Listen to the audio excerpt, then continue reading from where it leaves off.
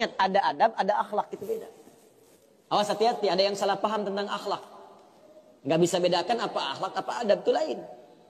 Kalau adab, itu nilai kemuliaan yang didapatkan lewat proses pendidikan. Belajar. Kemudian membentuk peradaban. Karena itu saat syarat untuk mendapatkan adab dan peradaban, itu syaratnya bukan iman, syaratnya belajar. Makanya di Mesir ada peradaban dulu, peradaban Mesir, peradaban Mesopotamia, ya, peradaban Yunani. Apakah saat itu beriman semua? Belum tentu. Kalau dia mau belajar, dia bisa mendapatkan adab dan bisa membangun peradaban. Makanya banyak orang beradab di Jepang, banyak. Disiplin, ngantri betul, Pak. Jadi kalau benar-benar antum masuk ke tempat gak ngantri, ketahuan antum gak beradab.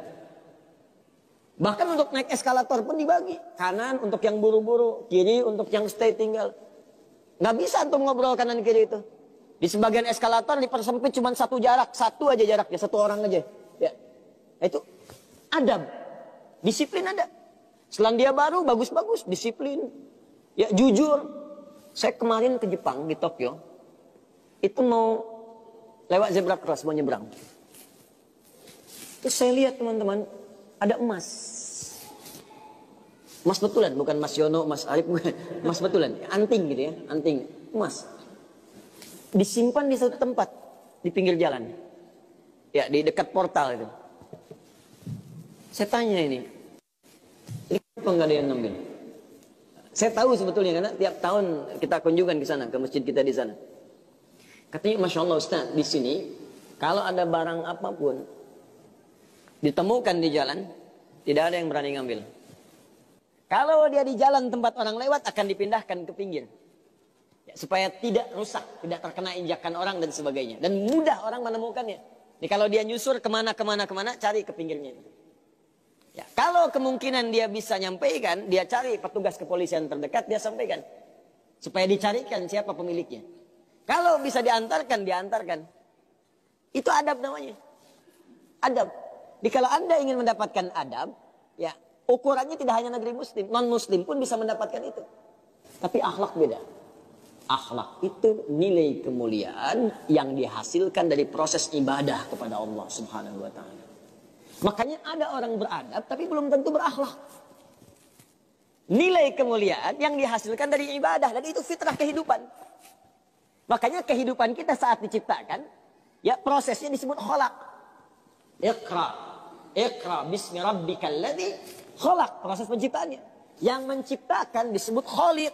Quran surah tadi Quran surah 96 ayat 1, sekarang Quran surah 15 ayat 28. Wa idz qala rabbuka lil malaikati inni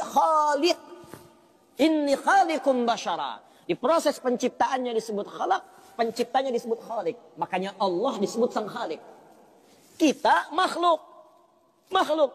Bentuknya bisa jin, ya, bisa manusia, bisa hewan. Makanya saat disebutkan jin dan manusia menggunakan khalaq. Wa ma khalaqtul jinna wal insa illa liya'budun. Karakter itu, ya, karakter kemanusiaan kita, fitrah kita hidup.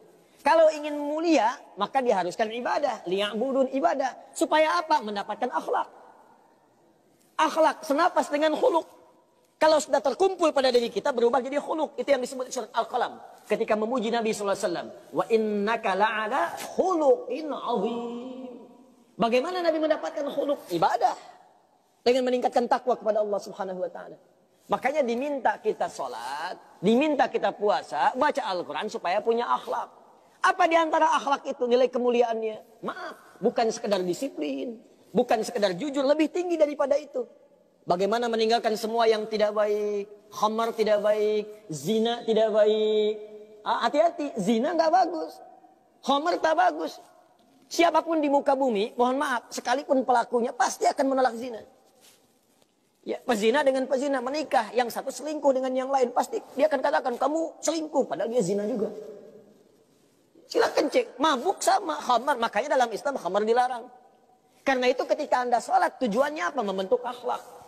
Apa diantaranya? Quran surah ke-29 ayat 45. Utlu ma uhya ilaika minal kitab wa aqimis shalah innas sholata tanha anil fahsya'i wal munkar. Fahsya itu perilaku buruk dari syahwat. Ya, pornografi, porno aksi, zina, LGBT, transgender, macam-macam itu fahsya. Mungkar, keburukan yang diingkari oleh hati, sumbernya nafsu perut dan akal. Membunuh, merampok, korupsi, ya, berdusta, kolusi, macam-macam mungkar. Ini sifatnya akhlak. Makanya, mohon maaf, kalau Anda katakan orang Jepang berakhlak, orang Selandia Baru berakhlak, itu Anda kurang pengetahuan. Beradab betul, berakhlak belum tentu. Karena di sana disiplin, tapi mabuk jalan terus. Zina biasa. Itu bukan akhlak, namanya itu adab. Itu adab. Jadi kita mesti bedakan mana adab, mana akhlak. Itu berbeda. Ya, karena itu orang ibadah, kalau benar ibadahnya pasti berakhlak. Jelas? Kalau orang belajar mungkin beradab, tapi belum tentu dia.